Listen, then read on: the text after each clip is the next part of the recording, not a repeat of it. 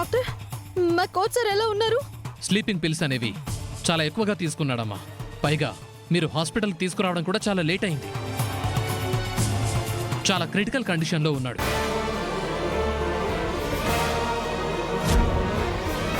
To be frank, అతన్ని బతికించడం చాలా కష్టం.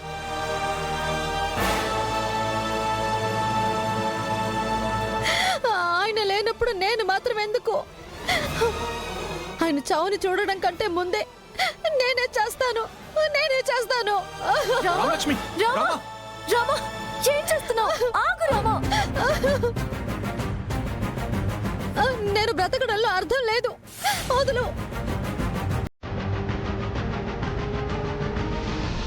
డాక్టర్స్ ఏమైనా చెప్పారా? ఇంకా లేదు పెదనాన్న, లోపల ట్రీట్మెంట్ చేస్తున్నారు.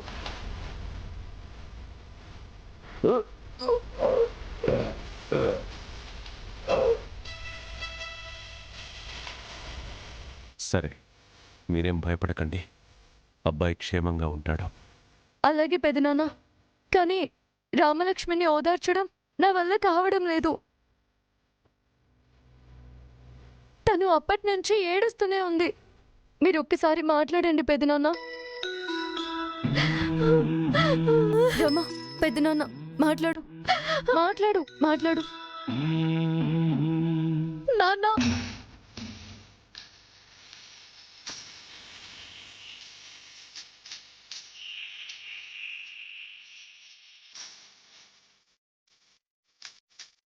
తల్లిలా మన్నించు, మెల్లగా దండించు. అమ్మాయికి కొంచెం ధైర్యం చెప్పు. రమా, అమ్మా, ఎలా ఉన్నాడమ్మా బాబు? ఏమోనమ్మా, ఏం అర్థం కావడం లేదు. కోచ్ సార్కి ఏమవుతుందోనని భయంగా ఉందమ్మా. ఏం కాదులేమ్మా, నువ్వేడవకు. ఎంత ఖర్చైనా పర్వాలేదు, మనం ఆ బాబుని బతికించుకుందాం. నీకు మీ నాన్న ఉన్నారు. ఆ బాబుకి ఏం కాకుండా ఆయన చూసుకుంటారు. నువ్వు బాధపడకమ్మా, ధైర్యంగా ఉండు, సరేనా?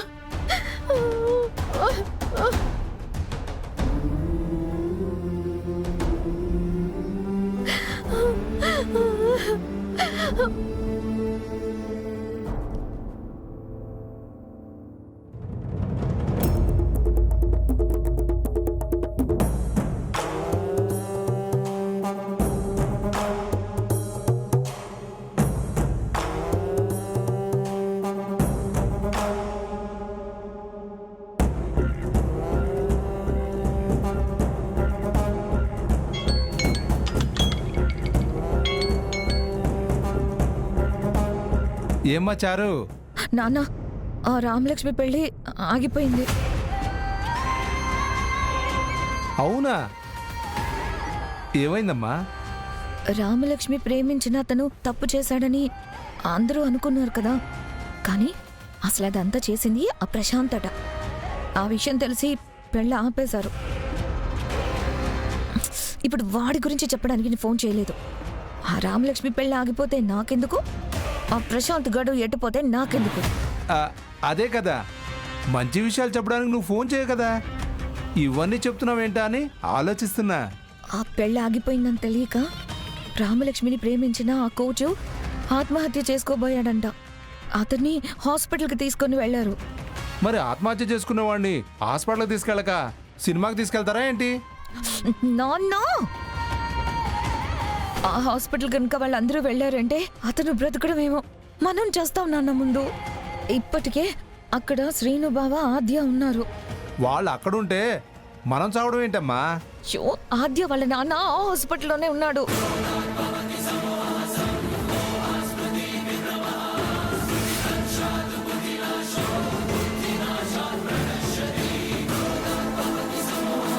గుండెపోటు వచ్చే వార్త చెప్పావు కదమ్మా, అయినా వాడిని అక్కడెవరు పెట్టారు? నేనే. ఆద్యకి నువ్వెక్కడ నిజం చెప్పేస్తావో అని మనం ఉంచిన హాస్పిటల్లో మార్పించినప్పుడు నేనే అక్కడ చేర్పించాను. ఇప్పుడు ఆద్య బావ అక్కడే ఉన్నారు. వాళ్ళు కానీ చూసారంటే మనం చేసినవన్నీ తెలిసిపోతాయి నాన్న. సరే చూస్తే చూశారు, ఏమవుద్ది? అయినా వాడు కోమాలో ఉన్నాడు కదా, వాడు ఏం చెప్తాడమ్మా? ఇదిగో నువ్వు అనవసరంగా భయపడకు. అంత సింపుల్గా తీసేయద్దు నాన్న. అతను కోమాలో నుంచి రావడం మనకు అవసరం లేదు కాబట్టి హాస్పిటల్లో పడేస్తే ఎవ్వరికీ అనుమానం రాదని అక్కడ పడేశాం. ఆద్య చూసిందంటే మనలా ఎందుకు కామ్గా ఉంటుంది? ఎంత ఖర్చు పెట్టైనా సరే అతను కోమాలో నుంచి బయటకు వచ్చేలా చేస్తుంది. అప్పుడు మనం మునిగిపోతాము. Attempt to murder, cheating, kidnap అన్ని కేసులు కలిపి మనల్ని తీసుకెళ్లి జైల్లో కూర్చోబెడతారు. అబ్బా ప్రతిసారి వీడితో తలనొప్పి అవుతుంది కదమ్మా. ఇదిగో వాడున్న హాస్పిటల్కి వీళ్ళు పోవడం, వాడిని ఎక్కడ చూస్తారో అని భయంతో మనం చావడం. ఇప్పుడు ఏం చేద్దామో చెప్పు. ఇంకా లాభం లేదు కానీ నాకు వదిలే, నేను చూసుకుంటాను. ఏం చేస్తావో చెప్తే నాకు టెన్షన్ లేకుండా ఉంటుంది. చంపేస్తాను.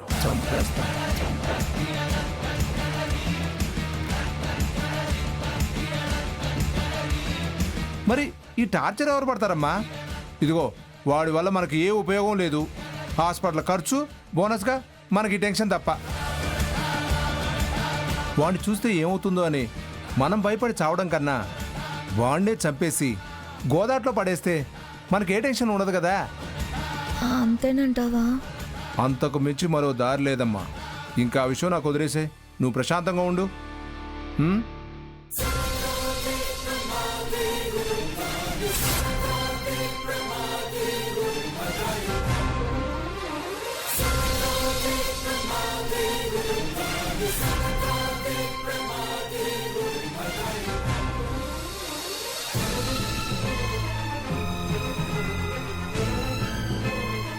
రామా,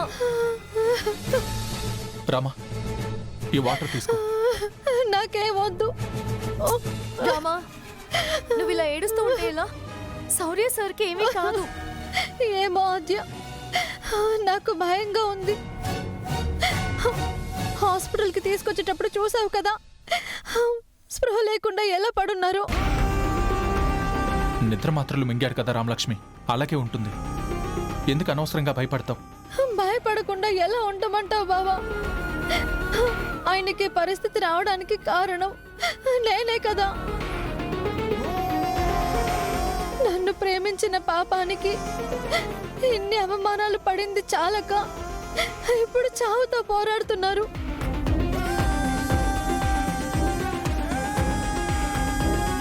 ఆయనకి ఏదైనా జరిగితే నేను బతకలేను.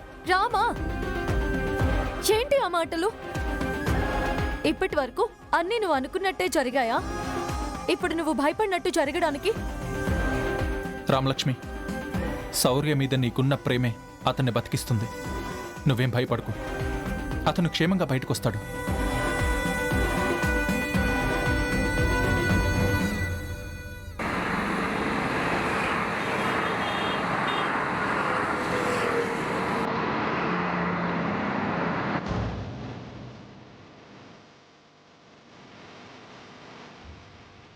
రామలక్ష్మి మీ కూతురు పెద్దనాన్న ఏ తప్పు చేయదు.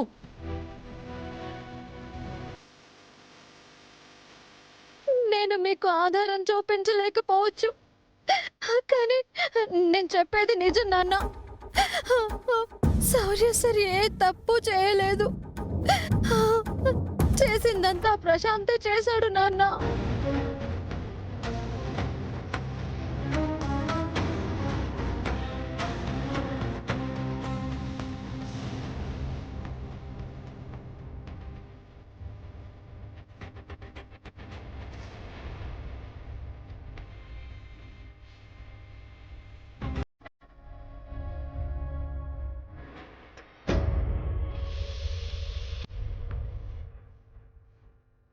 జానకి,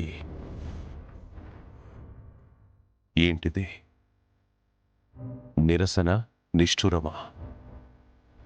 మా నిరసనలు, నిష్ఠూరాలు మిమ్మల్ని మార్చగలవా? మీ నిర్ణయాలు ఆపగలవా? దేని గురించి మాట్లాడుతున్నావు? ఇక దేని గురించి మాట్లాడతాను? మన బిడ్డ గురించి మాట్లాడుతున్నాను. దాని గుండె కోత గురించి, నా కడుపు మంట గురించి మాట్లాడుతున్నాను. బిడ్డలకి ఆకలేస్తే అమ్మ, కష్టం వస్తే నాన్న గుర్తొస్తారు. కానీ కష్టమే నాన్నైతే ఆ బిడ్డ ఎంత అల్లాడిపోతుంది. జానకి, మాట్లాడినివ్వండి. ఎదురు మాట్లాడటానికి భయపడ్డం వల్లే ఈరోజు నా బిడ్డ అన్ని బాధలు పడింది. ఎన్ని మాటలన్నారండి దాన్ని? ఎంత బాధ పెట్టారు? దాని మనసుకు నచ్చి ఆ అబ్బాయిని ప్రేమించింది. అది నేరమా? నాకు చెప్పలేదు అన్నారు. ఏ బిడ్డైనా నేను ప్రేమించాను, నాకు అతనితో పెళ్లి చేయండి అని చెప్తుందా అండి? మనం అడగాలి, మనం తెలుసుకోవాలి. మనకి నచ్చిన సంబంధం చూసి ఈ అబ్బాయి బాగున్నాడు, నీకు నచ్చాడా అని అడిగితే బాగున్నాడు అని మీరే చెప్పాక నచ్చలేదు అని అది ఎలా చెప్పగలదు? ఆ ప్రశాంత్ మంచివాడు కాదు, వాడి బుద్ధి బాగోలేదు అని మొదటి నుంచి చెప్తూనే ఉంది. నా కర్మకి నేను మీకు భయపడి ఆ మాట మీకు చెప్పలేక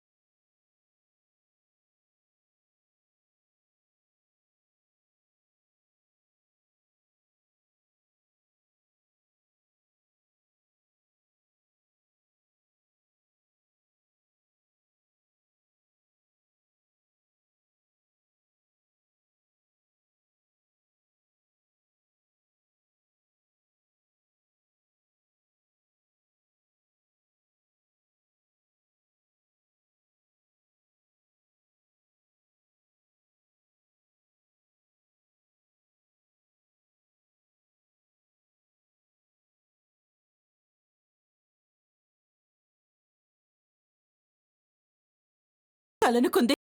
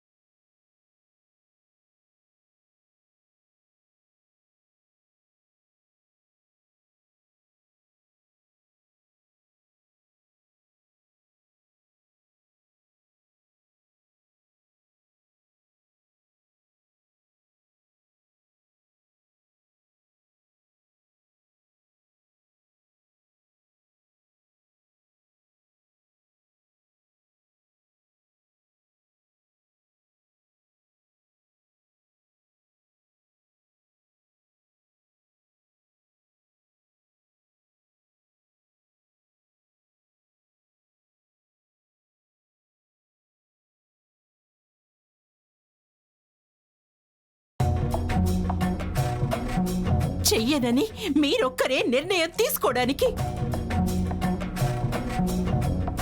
పక్కన భార్యగా నేనుండాలి. నన్ను ఒక్క మాట అయినా అడిగారా? రామ గురించి మీరు తీసుకున్న ఏ నిర్ణయమైనా భార్యగా నాకు మాట చెప్పారా? ఇది తప్ప ఒప్ప అని నన్ను అడిగారా?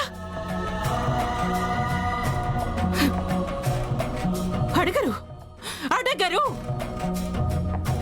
భార్య అంటే అంతేనా? భార్యకి మీరిచ్చే విలువ ఇదేనా? మీ కోపానికి భయపడి మీ నిర్ణయాన్ని గౌరవించి మేము ఏమీ మాట్లాడలేకపోయాం.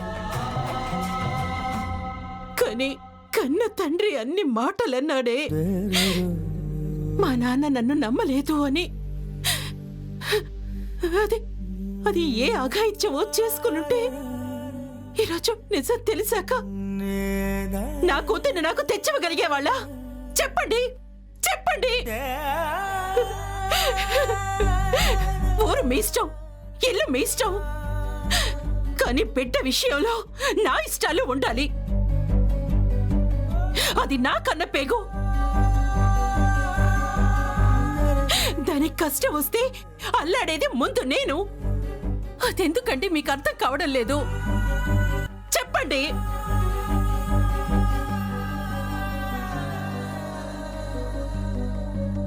మీ నిర్ణయానికి, మీ మాటలకి నరకం నరకం చూసాం కదండి. ఏ రోజు ఏ విషయంలో మీకు ఎదురు చెప్పని నేను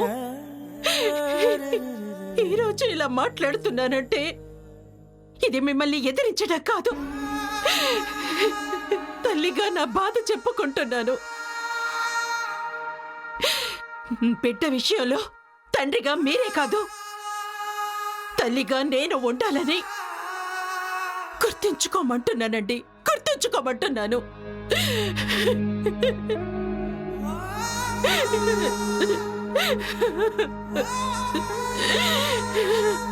జానకి,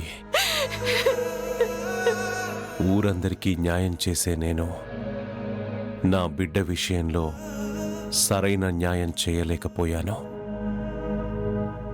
అప్పుడు ఆ క్షణం నేను ఆలోచించింది నీ గురించో నా గురించో కాదు, ఇంటి పరువు గురించి. కొన్ని తరాలు మోసుకుంటూ వచ్చి నా చేతిలో పెట్టిన మన ఇంటి పరువు ఎక్కడ పోతుందో అన్న భయం నా బిడ్డ విషయంలో కొన్ని తప్పులు చేయించింది. ఆ రోజు నేను చేసింది తప్పని నీకు అనిపించొచ్చు, ఇప్పుడు నాకు అనిపిస్తుంది. కానీ పరువు బరువు మోసేవాడికి తెలుస్తుంది దాని భారమెంత అనేది. అది మోయడం మొదలుపెట్టాక భార్య, బిడ్డలు, బంధువులు ఎవ్వరూ కనిపించరు. అందుకే పరువు అన్న పదానికి ప్రాణాలే పోతూ ఉంటాయి. సీతమ్మని అడవి పాలు చేశాడని రామయ్యకి నింద వచ్చింది. ఆ పరువు కోసం కాదా? కురువంశం నాశనమైంది 10 మందిలో చీరలాగి పాంచాలి పరువు తీసినందుకు కాదా? ఇవన్నీ నన్ను నేను సమర్థించుకోవడానికి చెప్పడం లేదు జానకి, వాస్తవం నీకు అర్థం కావాలని చెప్తున్నాను. నా మాటలకి రామ ఏదైనా చేసుకునుంటే అని అన్నావు. మరి ఆ రోజు నేను నిజమని నమ్మింది నిజమే అయ్యుంటే నా ప్రాణాలు మాత్రం ఉండేవా? ఒకటి నిజం, నా మాటలకి నా నిర్ణయాలకి నువ్వు, రామ అందరూ బాధపడ్డారు. అలా బాధ పెట్టడం తప్పే. ఎవరో ఏదో అన్నారని, నేనెందుకు అడవుల పాలు కావాలని ఆ రోజు సీతమ్మ తల్లి అడ్డం తిరిగుంటే సీతారాముల చరిత్ర త్రేతాయుగం దాటి ఇంత దూరం వచ్చేదే కాదు. బిడ్డ విషయంలో తల్లిగా నీకన్నీ తెలియాలి. అలాగే పరువు విషయంలో భార్యగా నువ్వు మొయ్యాలి. కాని ఆ బరువు నువ్వు మోయలేవని నీ బరువు నేనే మోస్తున్నాను. నాలో సగానివి. నన్ను అర్థం చేసుకుంది ఇదేనా?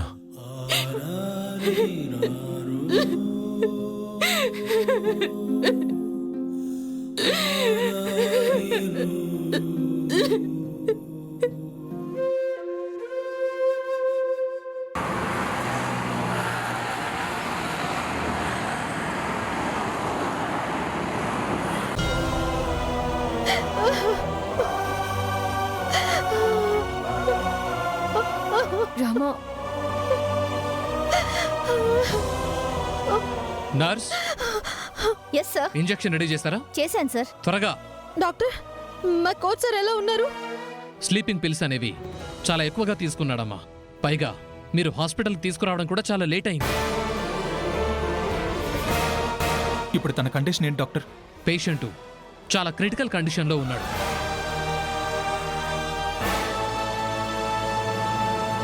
టు బి ఫ్రాంక్, అతన్ని బతికించడం చాలా కష్టం.